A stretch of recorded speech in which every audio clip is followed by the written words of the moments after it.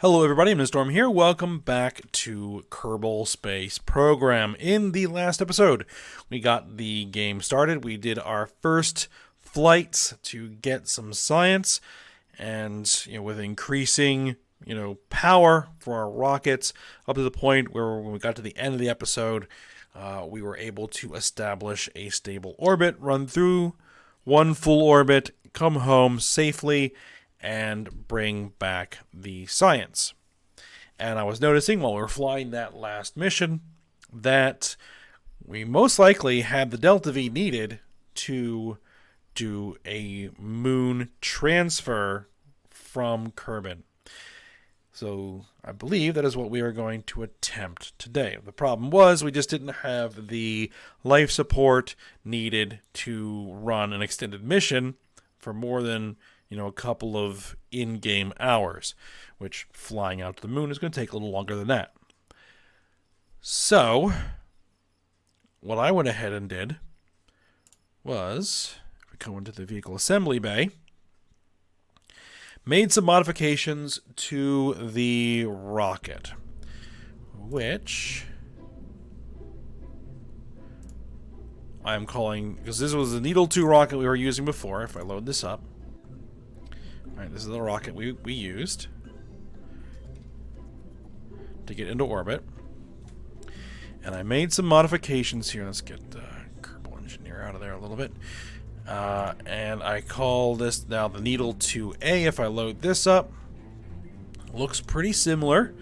But we now have the solar panels to provide additional power.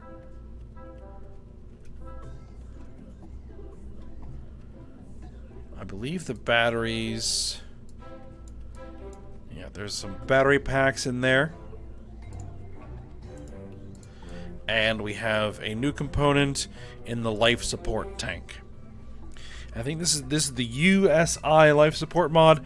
I do actually prefer the TAC life support mod, but it just wasn't working in the current version. And speaking of versions, actually, the 1.8 version of Kerbal Space Program just recently released. Unfortunately, that breaks the mods, like all of the mods, or most of them anyway. So, unfortunately, we can't run on that version until the mods are updated. So, we're going to have to keep running in the 1.7.3 version of KSP until, all of our mods are updated, so the game will actually load. Alright, so we're going to go ahead and give this thing a flight and see what we can get done here. And I think this is going to end up being a little bit more challenging because we're not taking Jeb, we're not taking Valentina, and we're not taking Katz and Carmen, who are our pilots. Oh, this is stupid.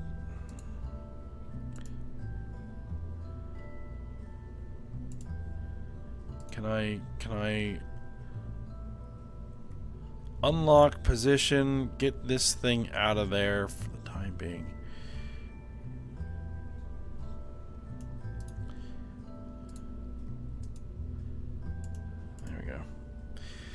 Alright, we are going to be taking Bob, because he is a scientist, and if I remember correctly, it's been a while that the scientists can actually clean and reset the science experiments to allow you to run them more than once, which is what I want to do with the Science Junior here, because this is like the most valuable science producer that we currently have. We can only really bring one with us on the mission without making a ridiculously huge rocket. Just a ridiculously huge payload. So, we have lots of other sensors in here, and we have the multiple goo containers, but we can only really bring one of these because of how big it is.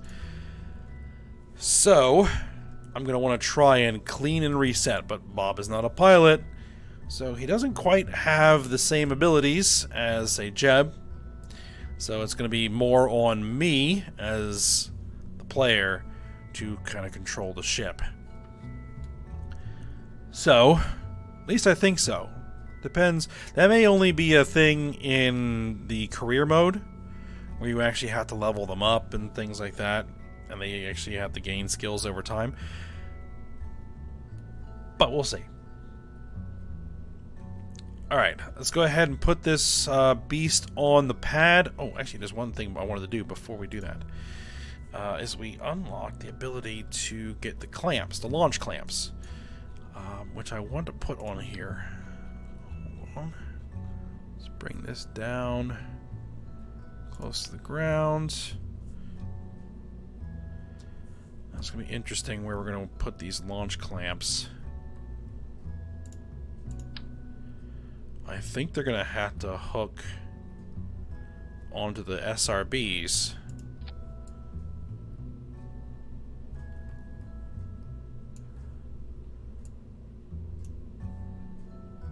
Yeah, so we want to release the clamps and fire the SRBs at the same time.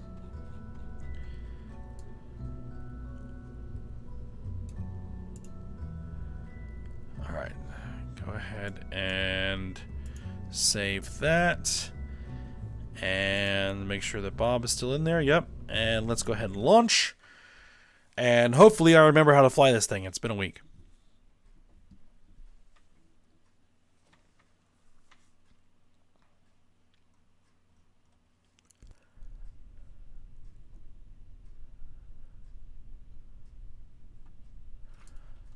Okay. Yes, he can do SAS, but he can't do everything on SAS. So, interesting. You can do normal, anti-normal, radial, and radial in and out, but can't do node, prograde, or retrograde. That's very interesting. All right. Let's hit it.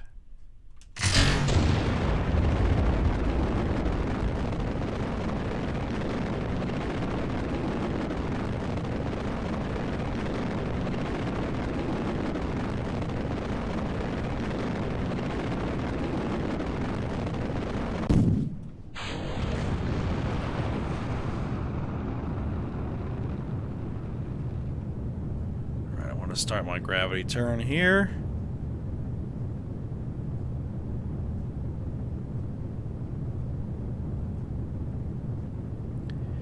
And we need that first stage to get us out of the atmosphere.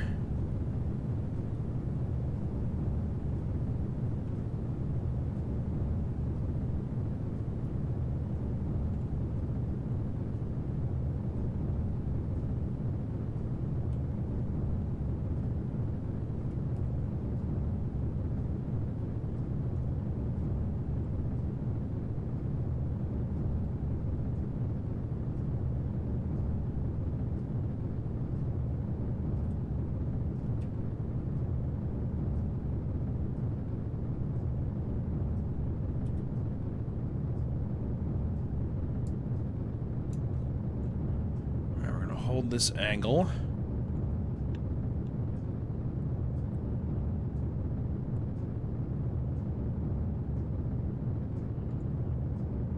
We're running out of fuel fast here. 38, 39.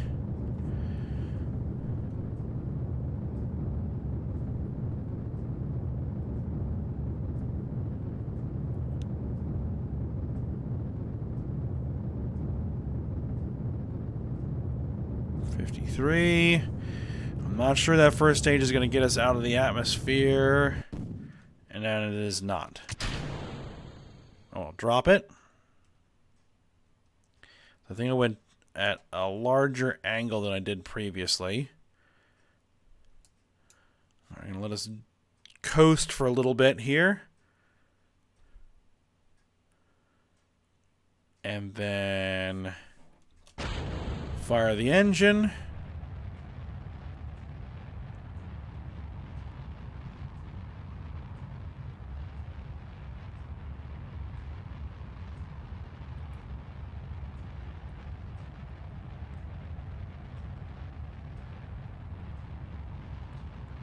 We are bringing a little bit more weight than we did before as well.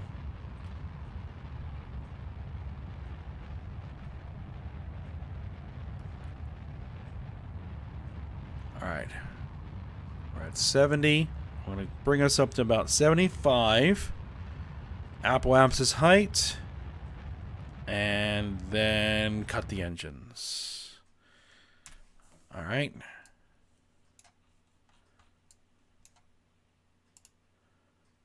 Add maneuver.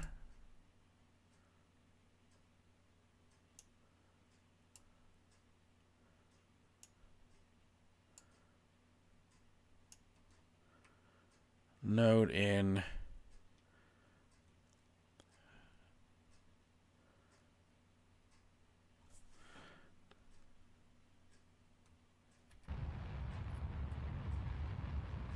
All right, there we go. Now I'm going to have to manually... No, I can. No, I can now tell him to hold the maneuver node. There we go. Hold the maneuver node. 1200. Ooh, it's going to be...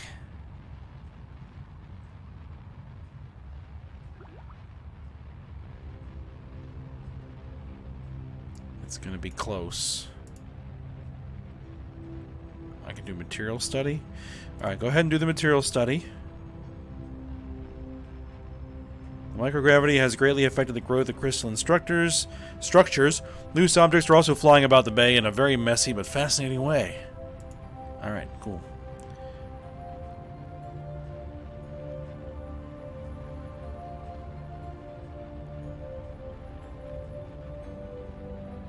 Yeah, we're going to have about 800 meters per second left.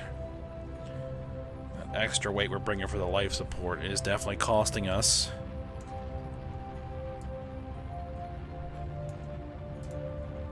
Alright, close those doors for now.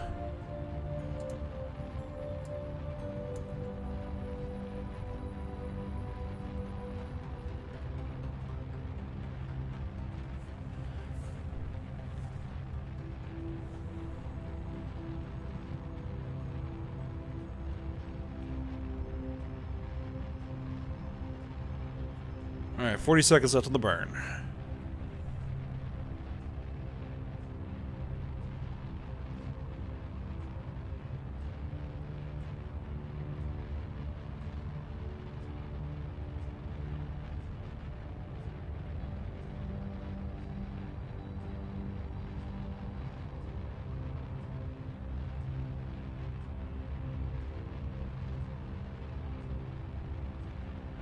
Time to apoapsis is dropping.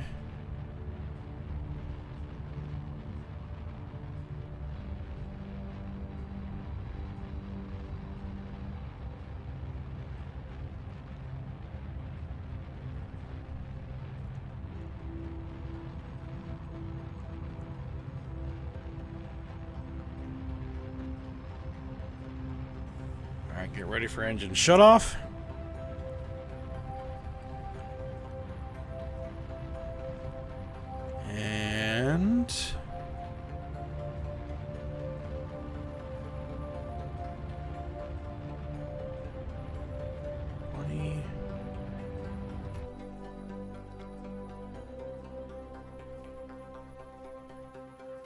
Delta V, 797 meters per second. Periapsis is not above the atmosphere.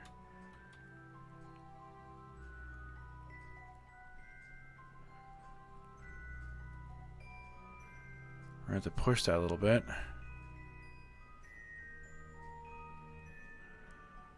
I'm not sure I'm going to be able to make the lunar insertion.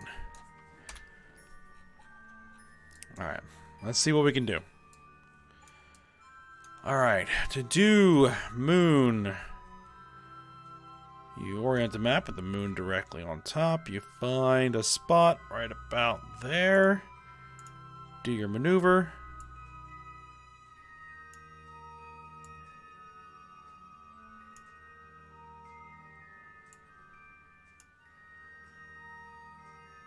Yep, we're not going to get it.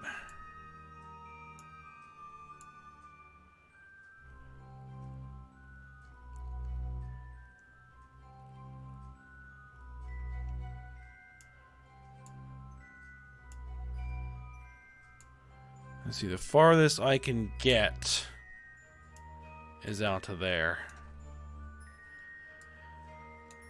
Alright, so we can get high orbit science. I'm not going to get that moon flyby. We're still going to try for it, but let's go ahead and let's push our...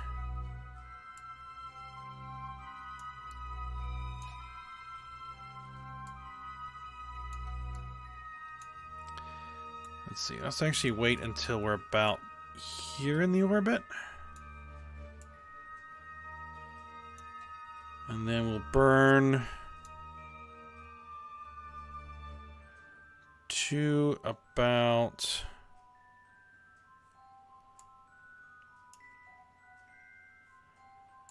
1,000,000 meters of altitude.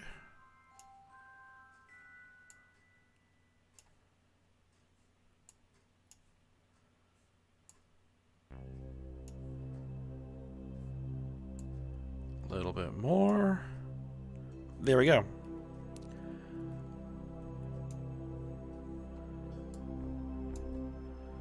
Alright, so the node is in 11 minutes. We're going to have a burn time of 23 seconds, which means we're going to want to fire the engines when we have about T-minus 12 seconds, plus or minus.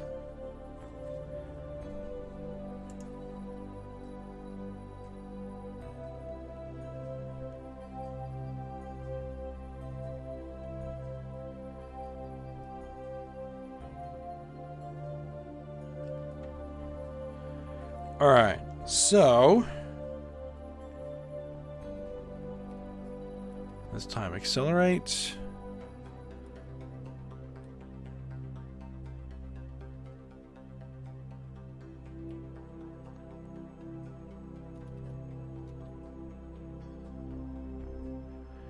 Probably want to bring this to about 30 seconds. Alright. So we're waiting for T-minus 12.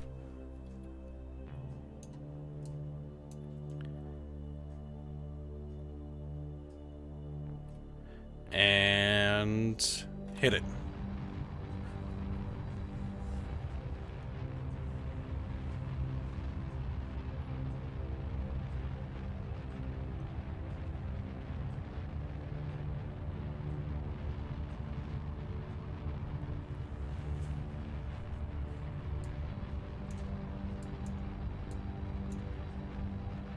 And don't need to be that precise. There we go. Let's get rid of the maneuver node. We're at 1,009,000 meters. Alright, now I'm going to try this with Bob here.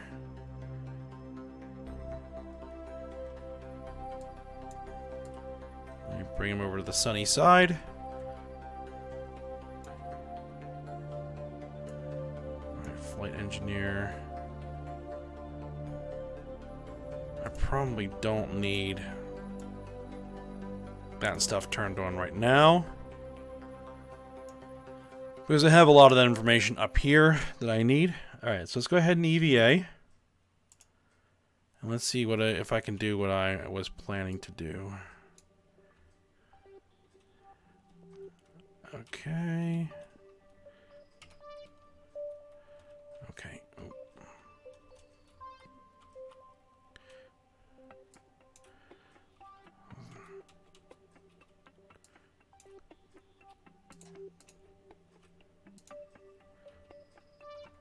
Alright, come on.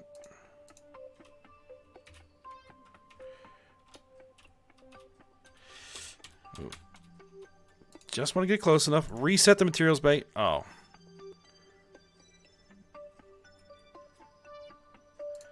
I should have taken the science. Observe the materials bay. Keep the experiment. There we go. Collect the data. That's what we want to do. Remove the data. Store the experiment. And then restore. There we go.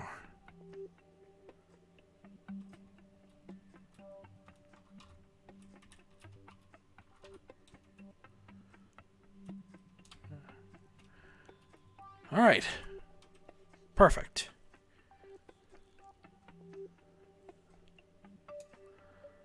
So, if we review the stored data, we now have our material study while in space. Good. And this thing is ready to go again. Alright, so let's go ahead and accelerate out till we hopefully get all of our stuff. There we go.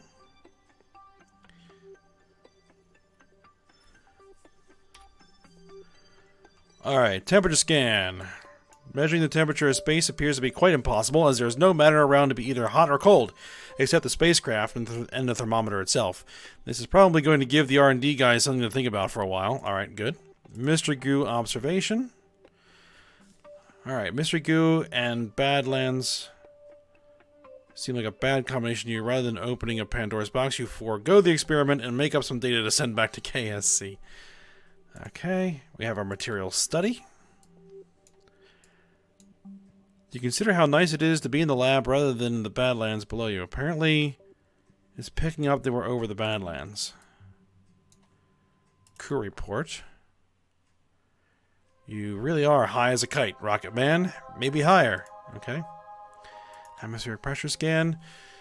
The instrument reads 0. It's as if we're in a vacuum. Right. Okay. And we need to do the EVA report. Psh, Badlands, whatever. Next they're going to say Elu was a giant snowball and Lathe is populated by another race of Kerbals. Okay. So we got our stuff. Take data. Store. B. Board. I guess we can't do a crew report. No, we can do a crew report. No, we already did the crew report. No. Right.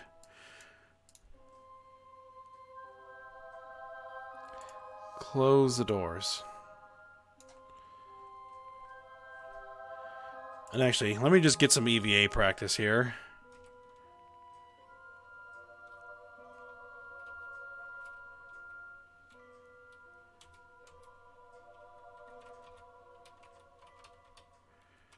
So I want to go ahead and collect that data.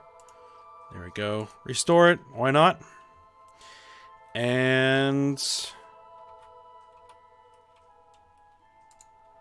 is going to be a process that we're going to use when we do our moon flyby. When we finally actually do get around to doing that. Alright. Grab on. Reboard. Okay. Let's get up to our apoapsis and prepare to bring ourselves back home.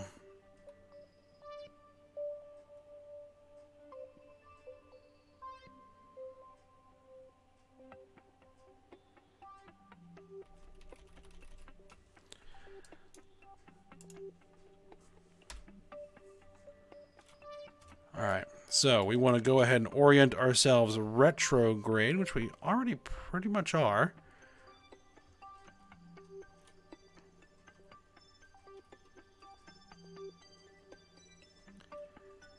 Yeah, go ahead and hold it. And let's go ahead and fire the engines. I want to bring our periapsis down to about 20,000 meters. Alright, we just want to give it a little bit, not too much.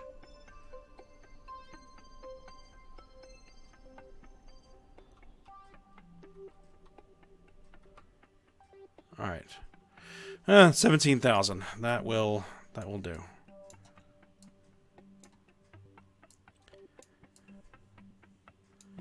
Alright, so let's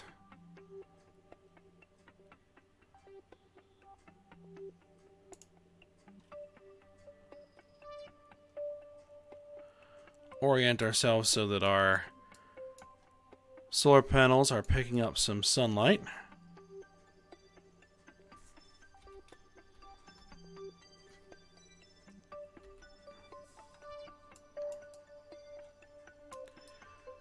Alright, well, it's saying we're going to hit...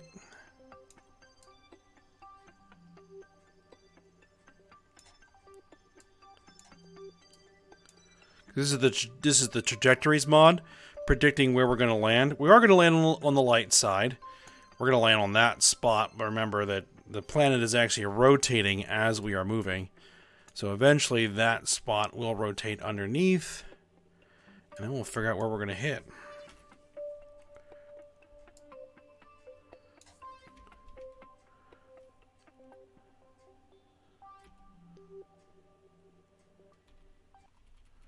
Alright, I want to orient. We need to jettison this thing. Orient normal.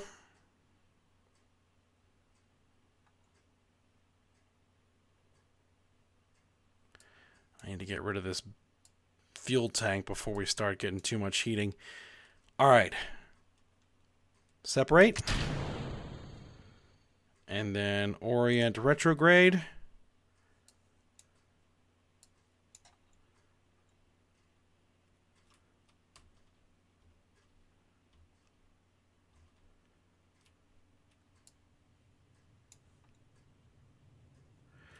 And we should be able to turn the SAS off. Nope, nope, nope, nope. We needed to hold that position. Okay. We may lose some solar panels. This is not a problem.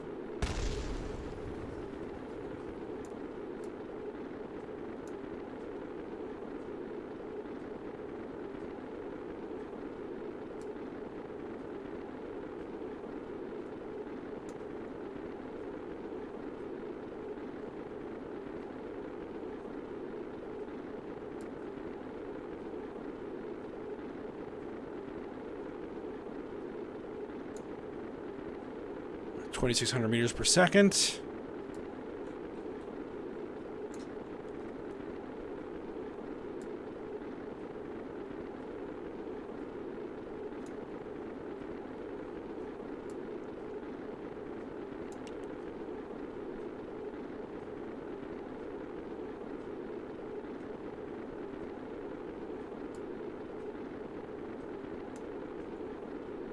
So I think what we're going to need for this rocket is we're going to need more delta V on that first stage, because we need that first stage to get us out of the atmosphere, because we burned too much fuel trying to just get into space.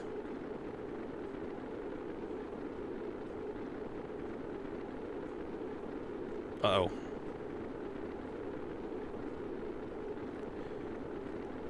That is the problem with this.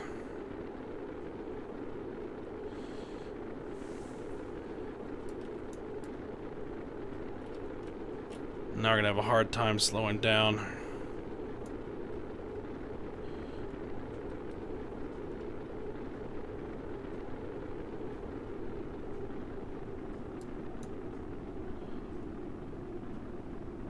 I do not want to be nose first.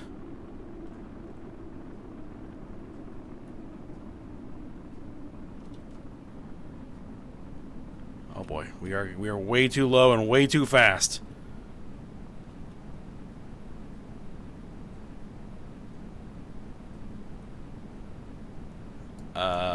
This is bad.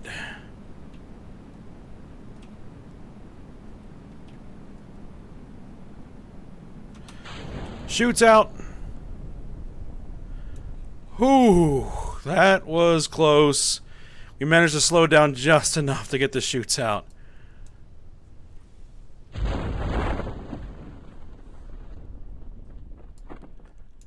Alright, get rid of that heat shield.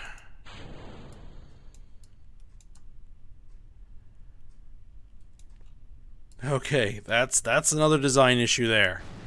Is because the bottom of this is just way too light. This is just way too light. This is way too heavy. It naturally wants to flip around.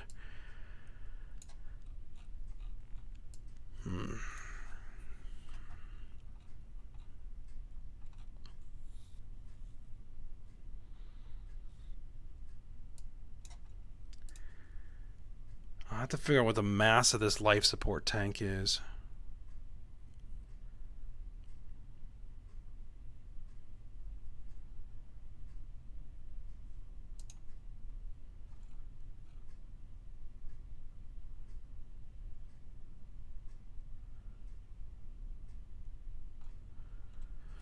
Alright, let's go ahead and accelerate, get us down to the water.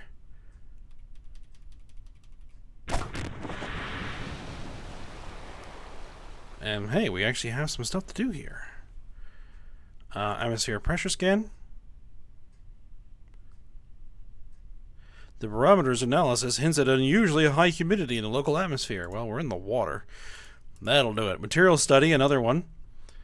Materials inside the lab start to mix in with the water. You suspect it might not be very safe. Okay. And another mystery goo observation that we can do. The goo escapes into the water. Alright. I thought for sure we had done a goo observation from being splashed down.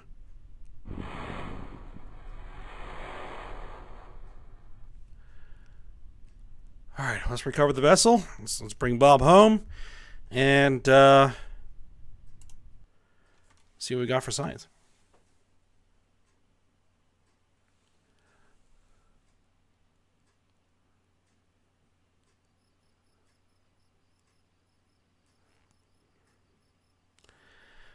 $147.5 science earned. Excellent. That was almost a disaster.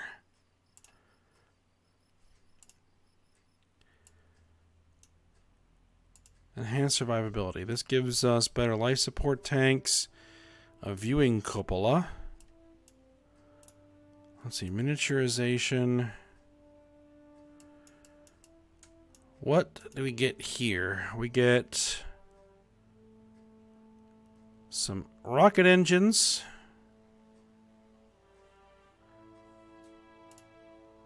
We get some fuel tanks. Landing, aerodynamics.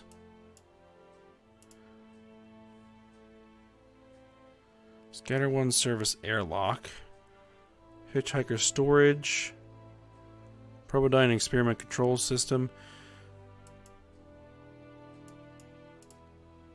Advanced electronics. Heat management systems. Some of these don't really have anything in them. I really need like a...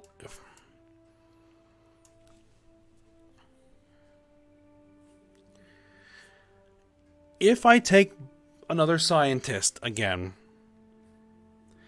then I can do this different. I can get rid of the actual materials bay because it caused a problem on the stability on reentry. And I can cut that loose so that it doesn't cause that problem again. It's a thought. But what I think we're going to do is we're going to go for heavy rocketry. Grab that. And then we're going to go for fuel systems. Grab that because that's going to give us new tanks. Leaving us with 14.9 science. We need to do some of this stuff. This is because those fairings.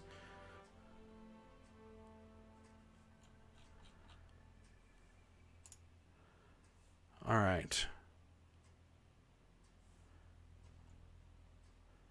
Simple command modules. We need this, command modules. To get us some new command modules. Alright. Back to the drawing board.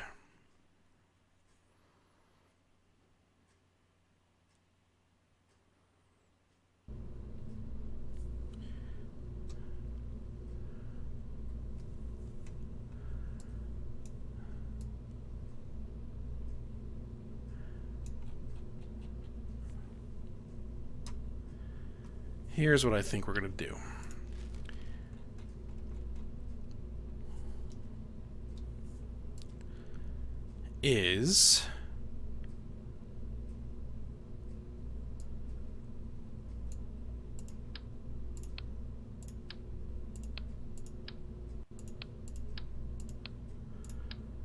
We're going to put that heat shield there.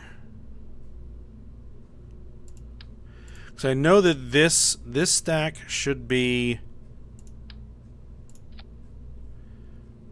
This stack should be stable. How heavy is this thing?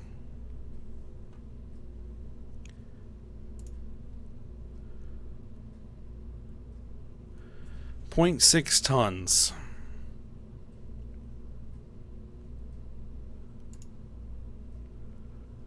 This thing is 0.1 tons. The actual heat shield is 0.3 tons. It would be better. And the command module itself is 0.84 tons. It would be better to rearrange things like this, even though it doesn't make quite as much sense to have the life support down here.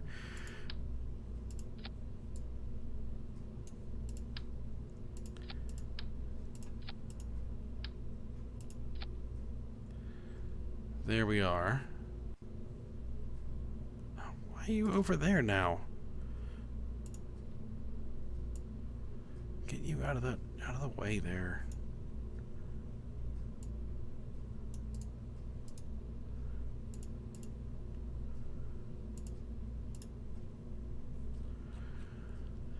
Okay. Can we potentially put bigger boosters on here?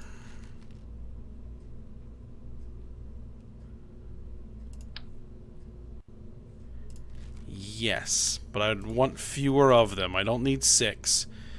So let's go with 4. How much additional delta V do these things have?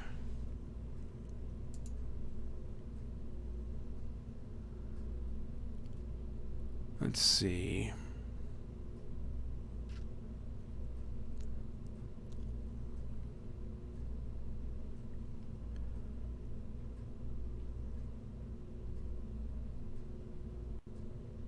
Max thrusts. That has like, what, 3 times the thrust?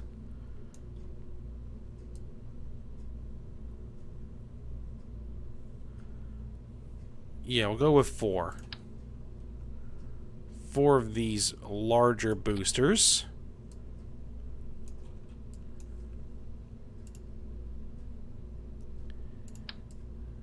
With these fins. These fins actually have control surfaces.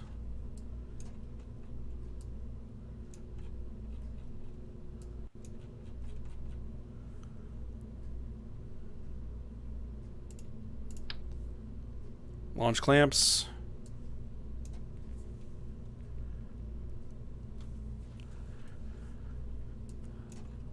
All right.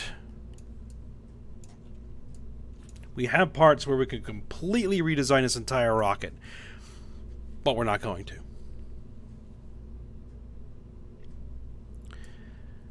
All right. We're still going to call this 2A. We're going to save this. We just redesigned the strap-on boosters.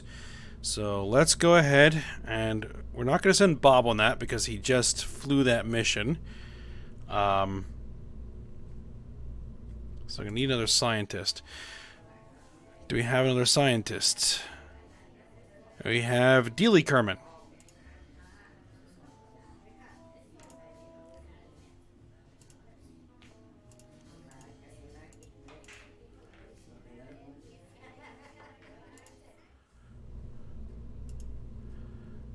Alright, let's bring you in. Have you fly this. Bob almost died, so he needs a much-deserved break. So let's go ahead and launch this thing. And try again.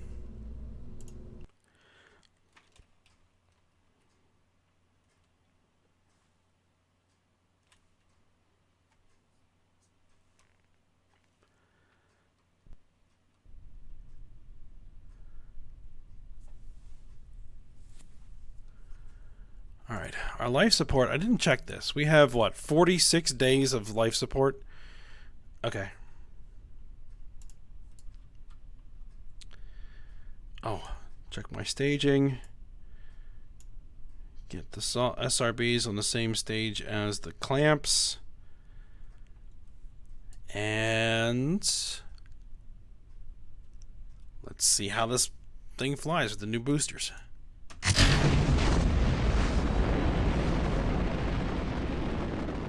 I'm gonna have a lot more control. Oh, speaking of control. Oh.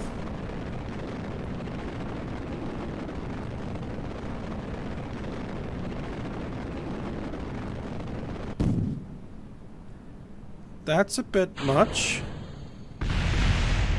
Oh. Well, that's a problem. Yeah. Yeah, that's going to be a problem. Cut that loose.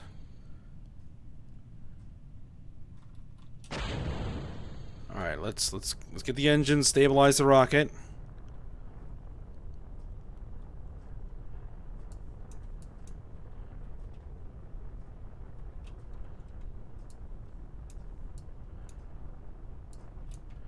All right.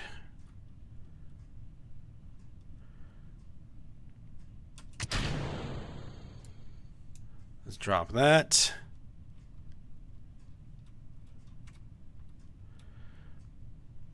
All right, let's observe how this thing behaves aerodynamically. We'll use this as an opportunity to run a test. And it is stable in this position. Relatively.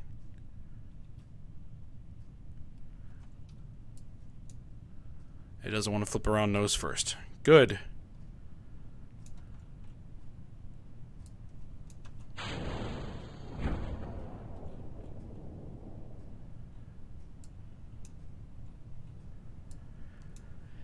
Get those chutes out. All right, let's get us down to the water, and we'll have to reset and try again.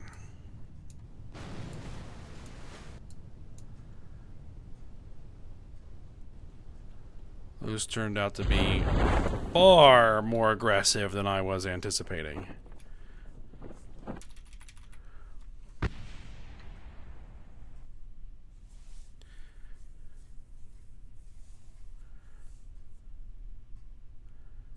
What I would prefer is that they burn at a lower thrust for a longer time. Oh, there we go. Recover the vessel.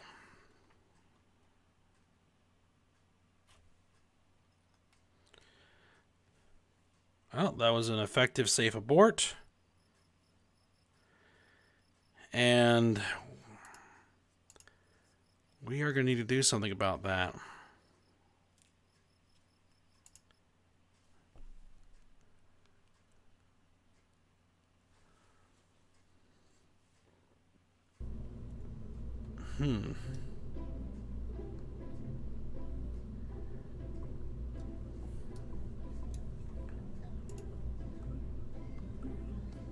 Because we don't have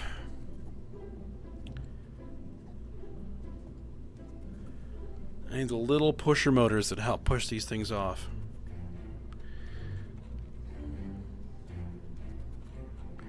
I think I might need to redesign the entire first stage.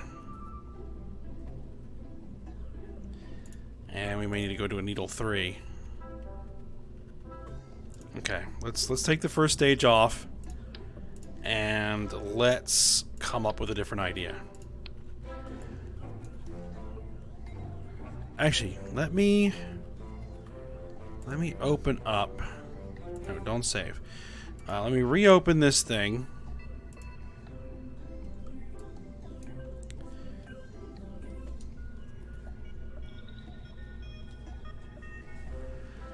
See, it's about 1,000 meters per second delta V with a 3.74 thrust to weight. That's a little bit too high.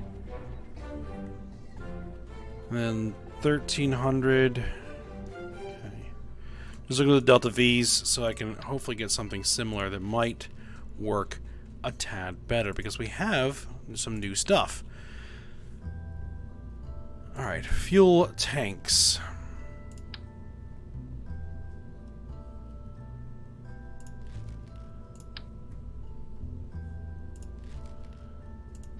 Let's see, if I put this adapter on there, and then that on there, and we went out to a 2.5 meter tank. like that on the first stage.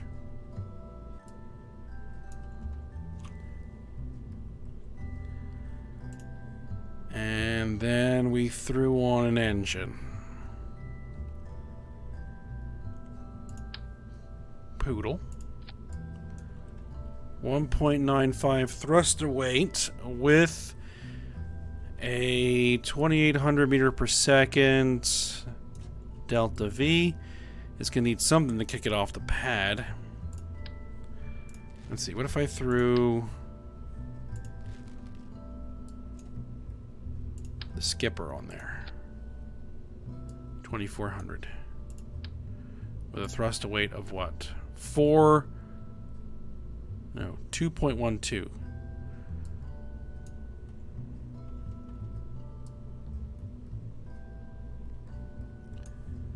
And I don't have any better decouplers than this thing, right? No, I don't.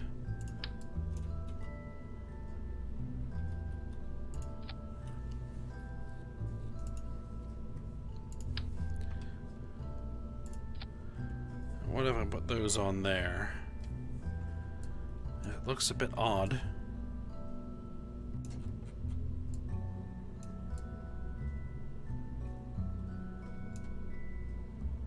It brings the thrust weight from those 4 down to 2.89.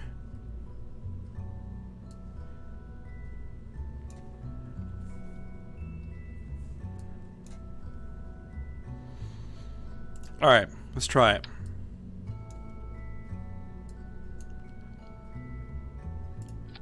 Let's get our fins on here.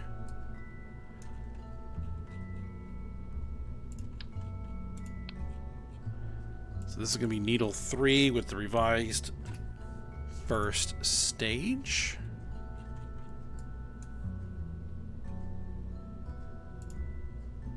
We're almost to the point where we're going to have to come up with a whole new name for the vessel because we're starting to...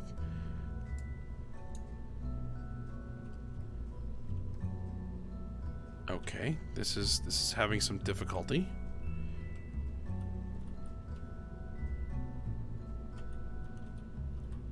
Weird. Why are you having trouble? There we go.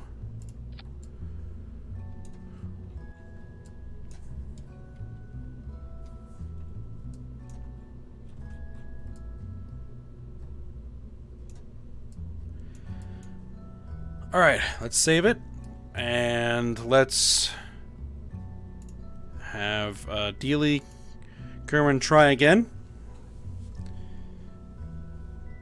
Wait a minute, are we on there square? I don't think we're on there squarely.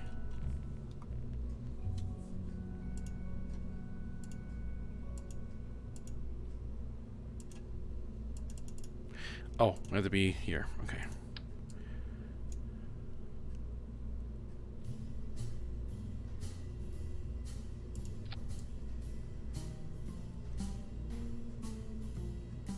Yeah, that's on there square. There we are. Alright, save it.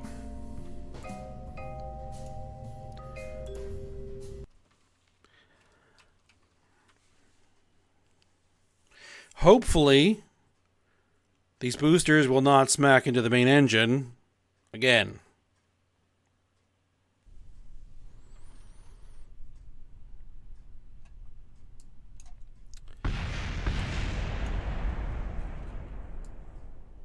Interesting.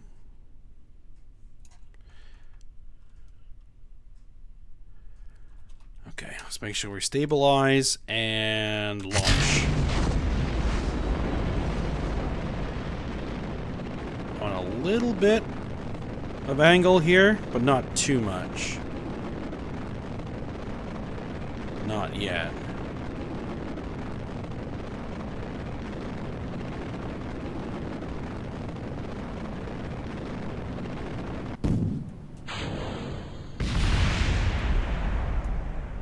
Again, they did the same thing.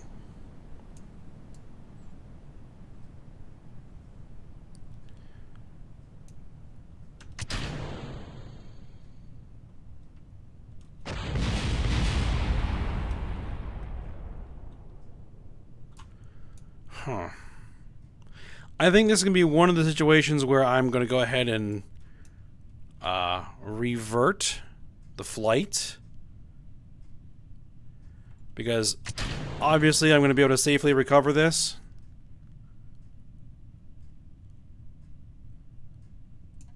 And this is now the second time, so I'm not going to waste the time. We're going to go ahead and revert flight to the vehicle assembly building.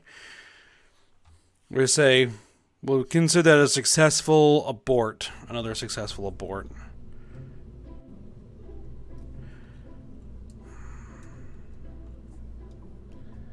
I think that the top of these things are causing them to nose in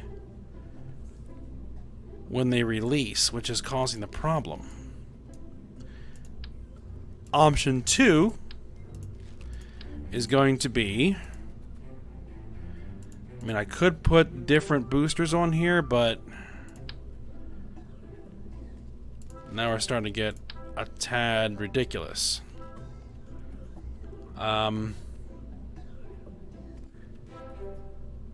Plan C is going to be put a bigger tank on here.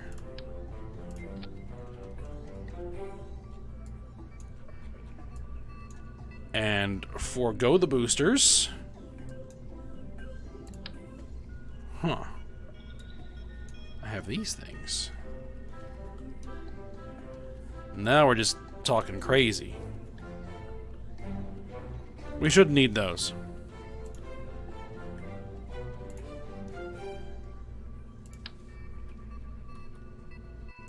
Alright. Simpler, better.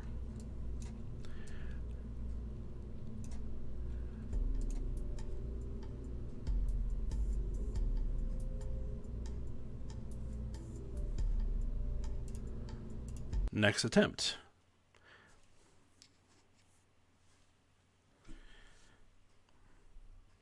This is Kerbal. You know, try something, it doesn't work. Troubleshoot, try again. Oh, I didn't put the little launch clamps on here, but I'm not worried about it. Alright. Stability assist.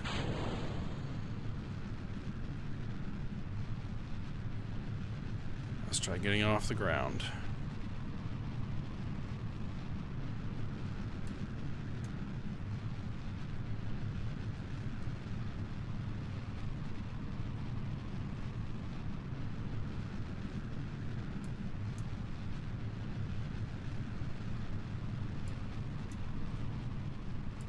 You want to go straight up for a little while, at least at a slight angle.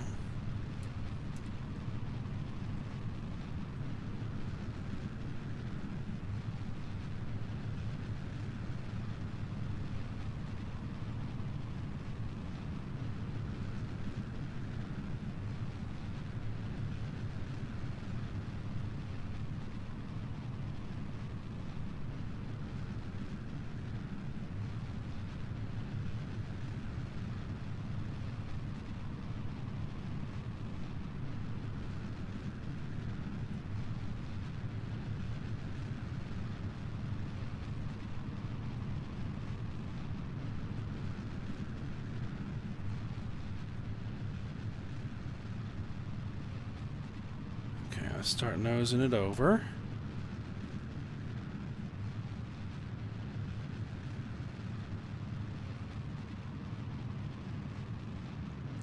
I think we're going to break atmosphere with the first stage. Now start getting it nosed over, so we can start getting some lateral velocity off the first stage. Yeah, we want to nose it over pretty hard here. Come on. Come on.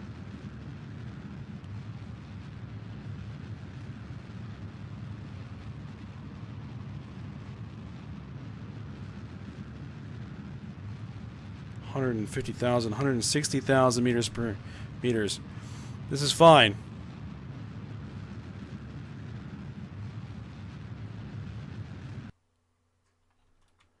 Okay. 231,000 meters. Apoapsis. Alright. Let's cut it loose.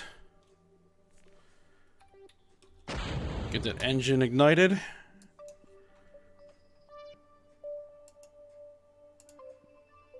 I'd like to have gotten a little bit more lateral velocity out of this.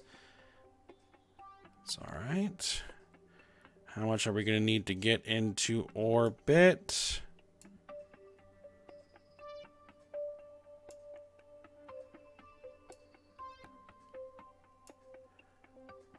Less than 1,000. Excellent. Alright, hold the maneuver node. It's going to be a 1 minute, 21 second burn, which means we need to start burning at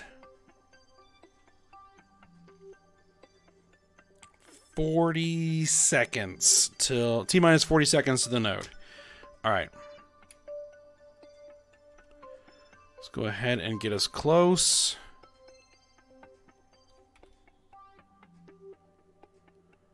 Time acceleration. There we are.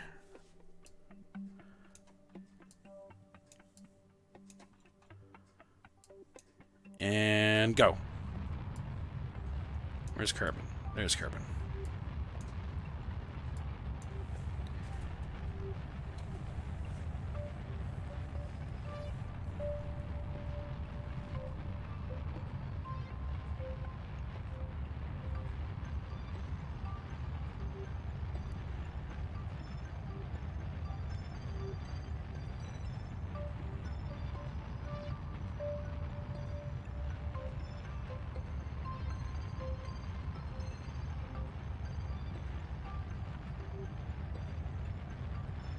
Alright, we're halfway through the burn.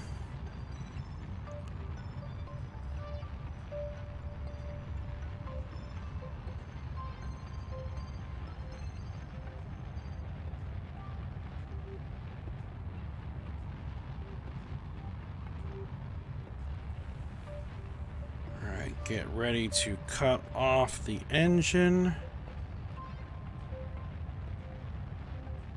In 15 seconds.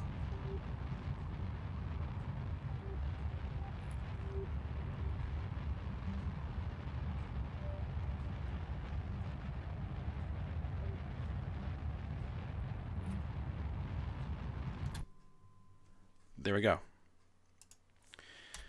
Okay, so we now have 1,400 meters per second of delta V left in the tank, so we should have more than enough to get this moon flyby. There it is.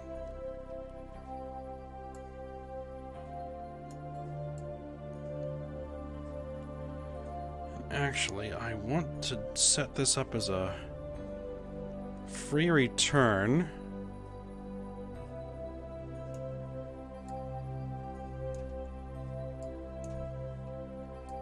What that means is that we basically kind of put ourselves out in front of the moon, and as it comes in, its gravity pulls us retrograde to our orbit with Kerbal so that it slows us down and brings us back.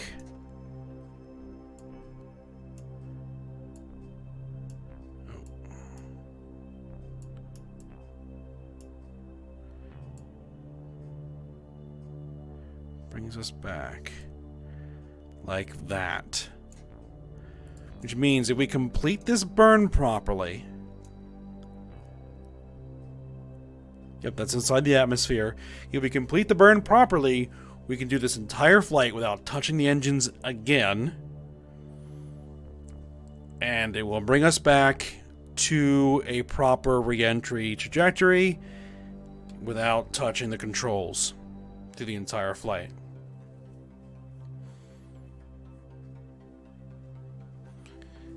And I believe this is what they actually did with the Apollo missions.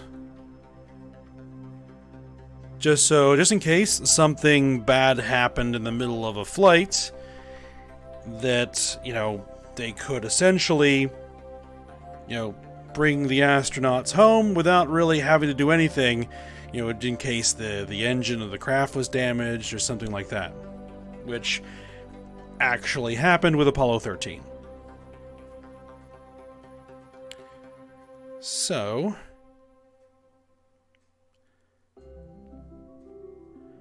that's what we're going to do here.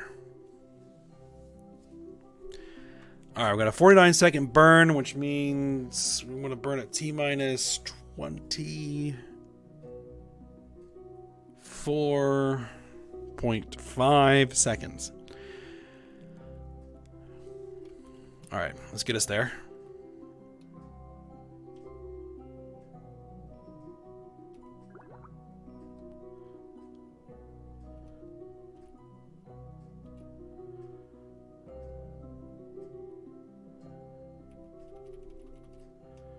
Okay, we are set to the node.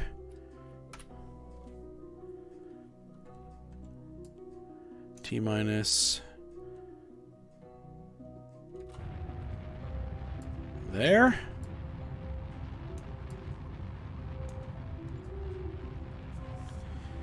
I'm going to try and be as precise as possible.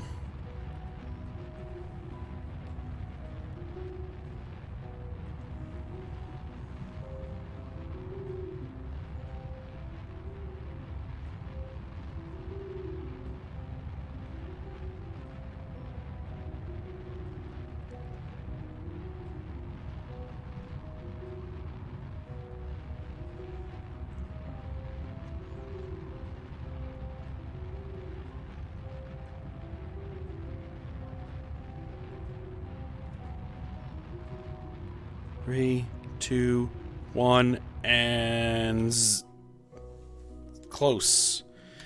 Let's see. Not quite.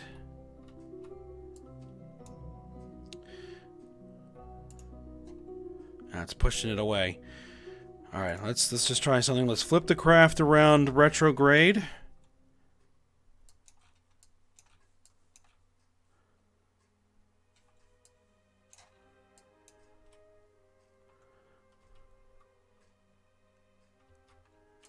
Okay.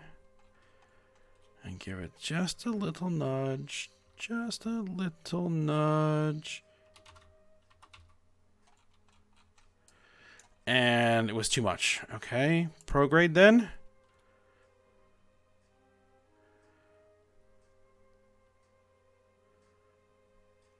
This is like really, really, really precise.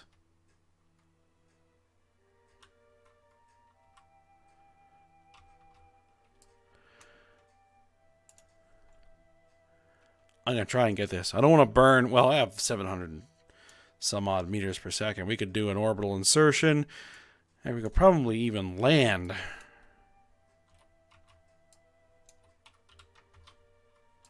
There we go. That's free return. It's not the best free return, but it is free return. All right. And now... we just wait. Well, now we time accelerate until we get to where we want to go.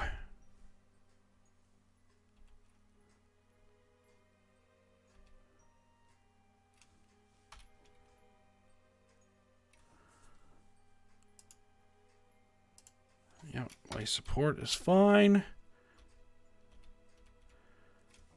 How is our electric charge? Electric charge is fine.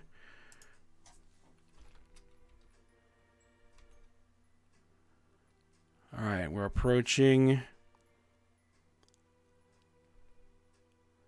Yeah, so we're coming around out in front of the moon.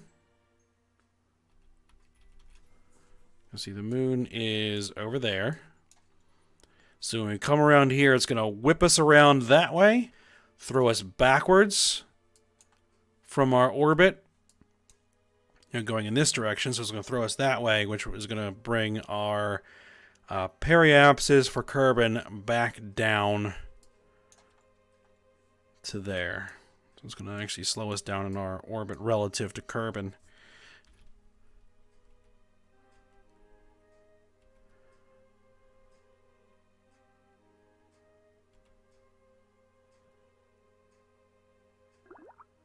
There we go.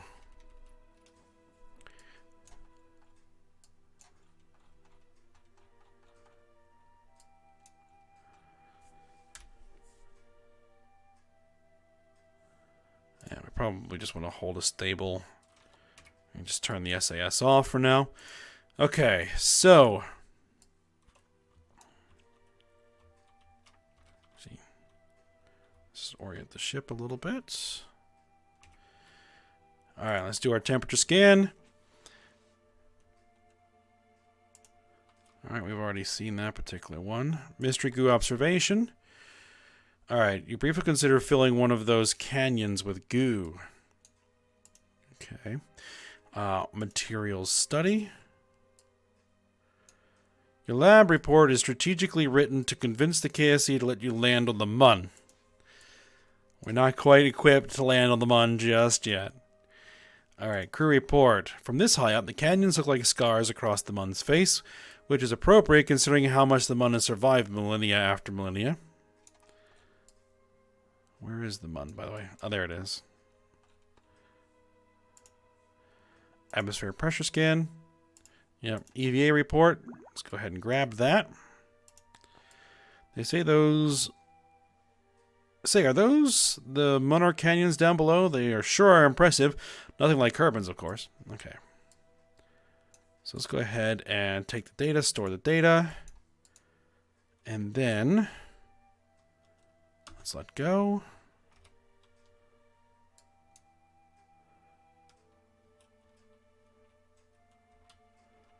Let's grab the data from the materials study bay, which we've already practiced with.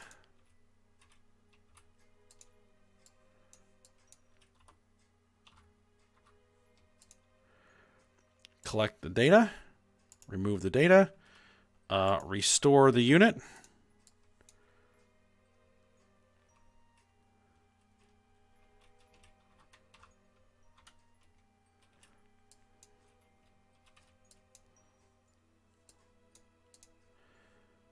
Store the experiments. All right, grab back on and reboard. All right.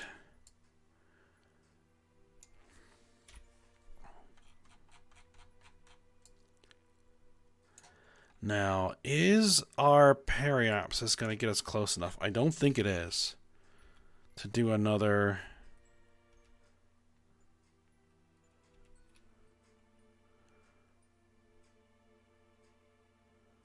to do more experiments.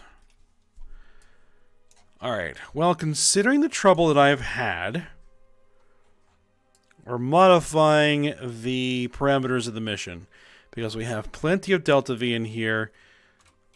Let's go ahead, flip the rocket retrograde. Well, we didn't really need to flip the rocket, and let's put her in orbit.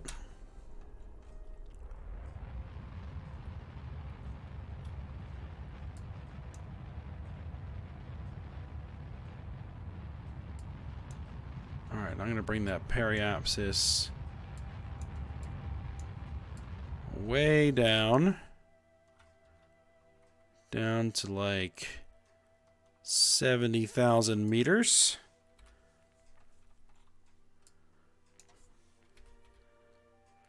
Oh.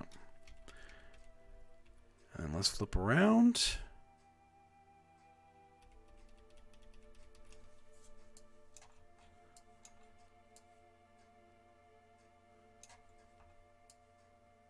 Wow, still no experiments available. Alright, then let's bring us even closer. I'm slightly concerned.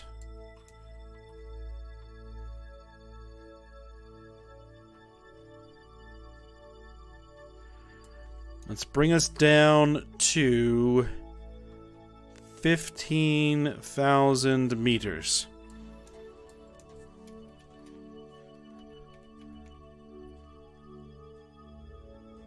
If this doesn't get us any, there we go.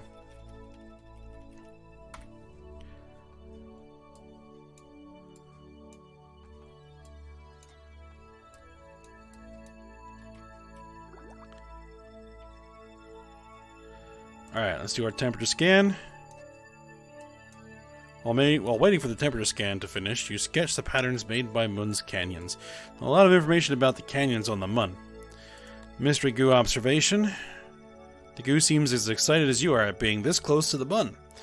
Alright, material studying. Your experiments are still unable to conclusively prove whether or not the Mun is made of cheese. You formally request permission to go lower.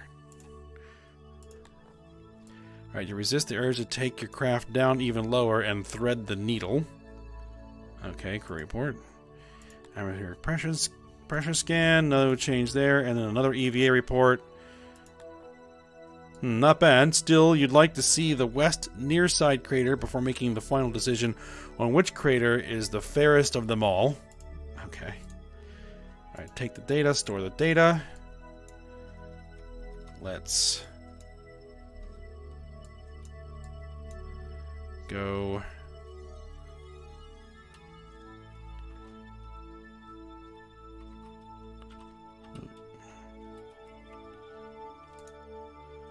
Collect the data and restore the unit.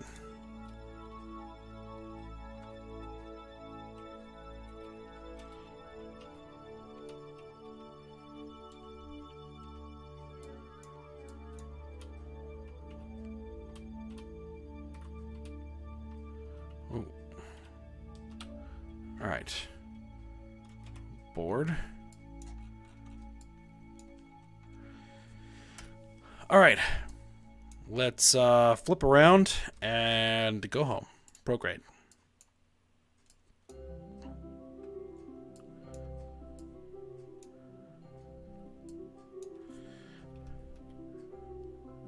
All right.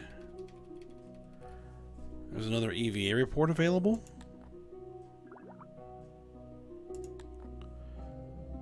The scientists have explained that the Munnar Highlands are likely plagioclast culminates, or cumulates? Cumulates?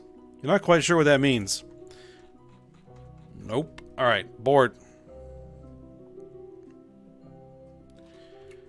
Get ourselves prograde. We gotta go home.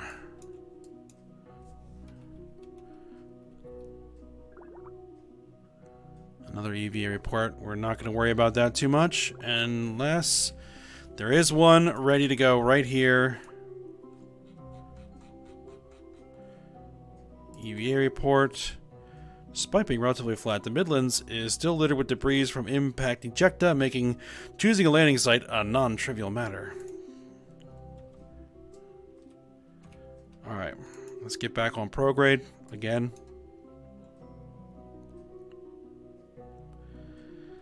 And let's light that engine up.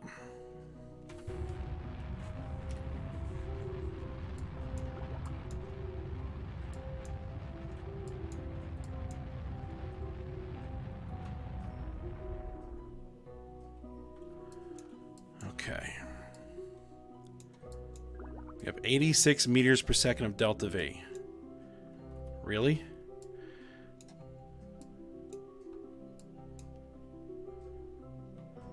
We need to get that periapsis below 70,000. And we are. I want to get it down to about there. Man, I didn't leave a large margin for error, did I? 49 meters per second. I'm not worried about the EVA reports right now. Alright, I just need to check once we go through the sphere of influence change that our periapsis is still at 24K, and it is.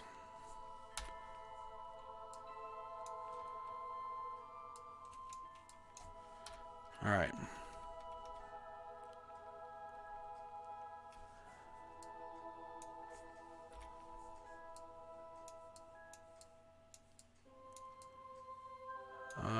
Which way is carbon?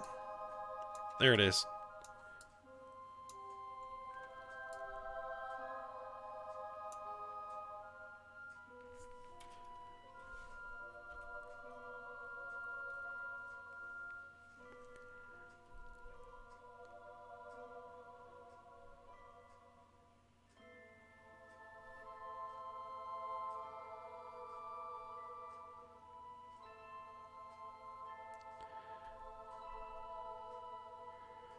Yeah, we are coming in hot. All right. We're at 123,000 meters. Let's orient to normal or anti-normal, whichever one this is. And then let's get rid of that.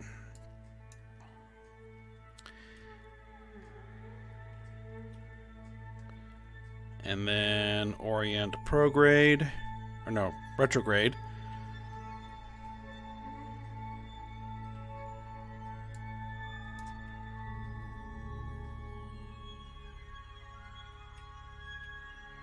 Unfortunately, this game does not allow you to control multiple vessels at the same time. Or else you're going to really start making like reusable stuff. Or, in theory, reusable stuff.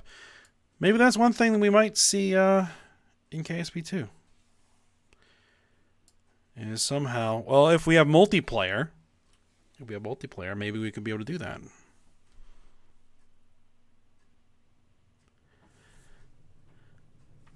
Alright, I want you to hold that retrograde orientation.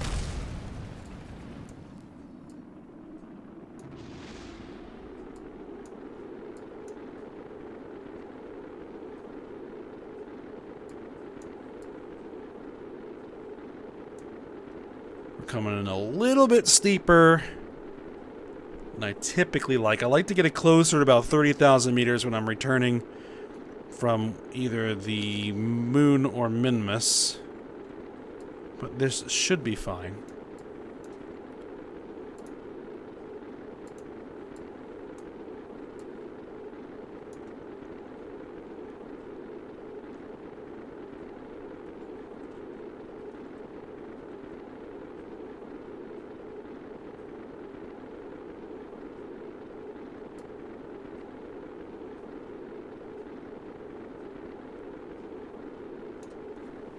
And I think that this rocket could definitely get us to a Minmus flyby.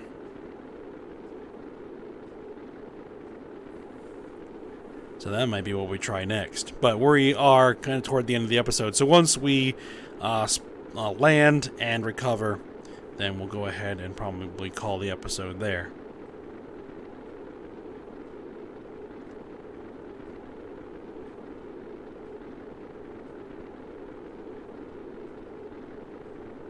But I want to get through this reentry first.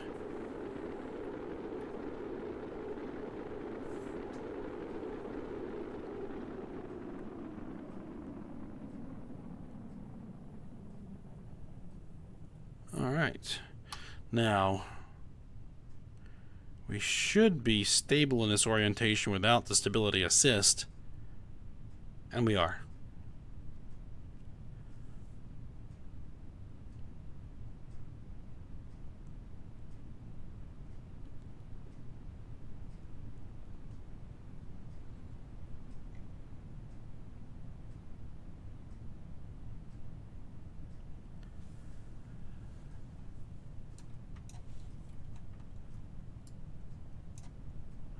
We're getting ready to deploy the chutes.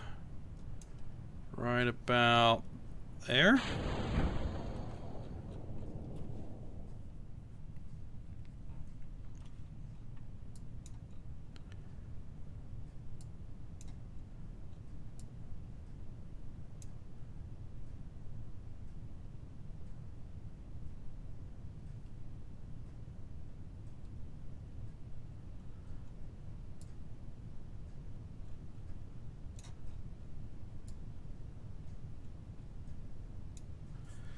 Alright, so let's go ahead and time accelerate.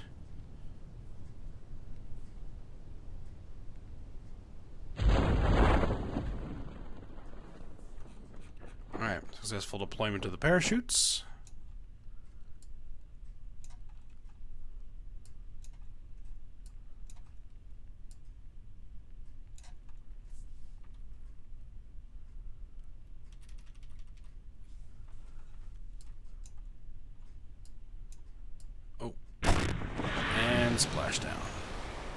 I did not jettison the heat shield. But now I did.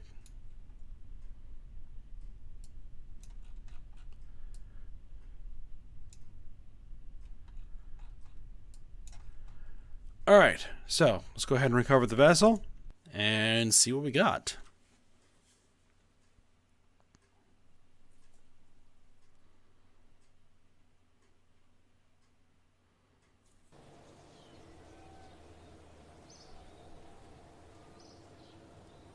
We got 404 science from that.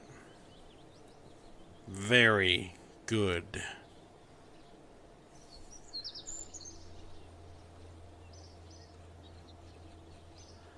Alright. And successfully recovered the crew. So we're going to have to spend this on some stuff, but we'll probably do that next episode. And then we'll fly another mission to see if we can do a Minmus flyby. This can be a little bit more complicated. We may not be able to do quite as many maneuvers in Minmus orbit as we did in Mun orbit, but we should be able to at least get there. So, we'll give that a shot next episode. So for now, hope you guys enjoyed it. Thanks for watching. Go ahead, like, subscribe, and comment, and I will see you next time.